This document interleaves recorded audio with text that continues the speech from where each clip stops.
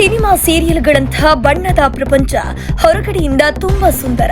ಆದ್ರೆ ಈ ಪ್ರಪಂಚದ ಒಳಹೊಕ್ಕು ನೋಡಿದ್ರೆ ಹಲವರದ್ದು ಹಲವು ಬಗೆಯ ಕಥೆ. ಎಲ್ಲಾ ಟ್ಯಾಲೆಂಟ್ ಇದ್ರು ಈ ಕ್ಷೇತ್ರದಲ್ಲಿ ಕೆಲಸ ಸಿಗೋದು ಎಷ್ಟು ಕಷ್ಟವೋ, ಯಾವುದೇ ಟ್ಯಾಲೆಂಟ್ ಇಲ್ಲದಿದ್ರು ಇನ್ಫ್ಲುಯೆನ್ಸ್ ಮೇಲೆ ಬರುತ್ತಿರುವವರ ದಂಡೆ ಇರೋದು ಅಷ್ಟೇ ಸತ್ಯ. ಇವುಗಳ ಹೊರತಾಗಿಯೂ ಕೂಡ ಇಲ್ಲಿರುವ ಹುಳುಕುಗಳು ಹಲವಾರು. ಅದರಲ್ಲಿಯೂ ನಟಿಯರ ಬದುಕು ಕೂಡ ಇಲ್ಲಿ ಕಷ್ಟವೇ.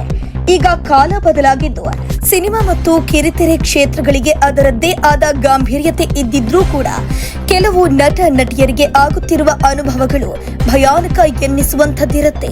ಕೆಲವರು ಅನಿವಾರ್ಯವಾಗಿ ಅದನ್ನೆಲ್ಲ ಸಹಿಸಿಕೊಂಡು ಹೋದ್ರೆ ಮತ್ತೆ ಕೆಲವರಿಗೆ ಮಾತೆ ಶಾಪವಾಗೋದು ಉಂಟು.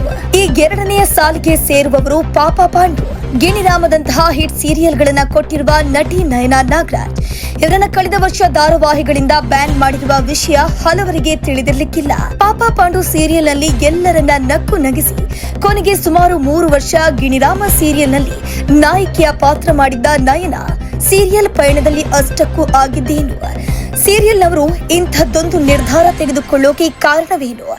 ಈ ಕುರಿತು ನಯನಾ ಅವರು ಈ ಒಂದು ಯೂಟ್ಯೂಬ್ ಚಾನೆಲ್ಗೆ ನೀಡಿರುವ ಸಂದರ್ಶನದಲ್ಲಿ ಏನ್ ಹೇಳಿದ್ದಾರೆ ಅನ್ನೋ ಮಾಹಿತಿ ನೀಡ್ತಾ ಹೋಗ್ತೀವಿ. ತಮ್ಮ ಹಲ್ಲು ಸರಿಯಿಲ್ಲದಿದ್ರಿಂದ ಪಾಪ ಪಾಂಡು ರೋಲ್ಗೆ ತಮ್ಮನ್ನ ಯಾರು ರಿಜೆಕ್ಟ್ ಮಾಡಿದ್ರು ಅದ್ರ ಬಗ್ಗೆ ಮಾತನಾಡಿರುವಂತಹ ನಟಿ ನಯನಾ ಕೊನೆಗೆ ಈ ಸೀರಿಯಲ್ ಅನ್ನ ನನ್ನ ನಟನೆ ನೋಡಿ ಬೇಡ ಅಂದವರೇ ಗಿಣಿರಾಮ ಸೀರಿಯಲ್ಗೆ ನಾಯಕಿಯಾಗಿ ಮಾಡಿದ್ರು.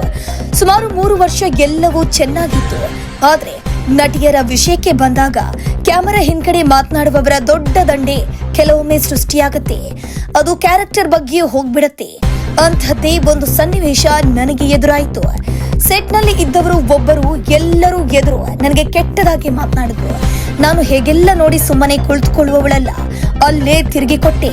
ಅಲ್ಲಿಂದಲೇ ಆತನ ಟಾರ್ಚರ್ ಶುರುವಾಯಿತು ಎಂದಿರುವ ನಟಿ ಅವರು ಯಾರು ಅಂತ ಹೇಳಿಲ್ಲ. 1 ವರ್ಷ ಆತ ನನ್ನ ಬದುಕನ್ನ ನರಕ ಮಾಡಿದ. ಶೂಟಿಂಗ್ಗೆ ಬಂದಾಗ ಪ್ರತಿದಿನ ಹಿಂಸೆ ಕೊಡ್ತಿದ್ದ. ಇದನ್ನ ಸಹಿಸಿಕೊಳ್ಳಲು ನನಗೆ ಆಗಲಿಲ್ಲ. ನೇರವಾಗಿ ಚಾನೆಲ್ ಅವರಿಗೆ ದೂರಿದೆ. ಅವರು ಪ್ರೊಡಕ್ಷನ್ ಅವರಿಗೆ ಮಾಹಿತಿಯನ್ನ ನೀಡಿದ್ರು.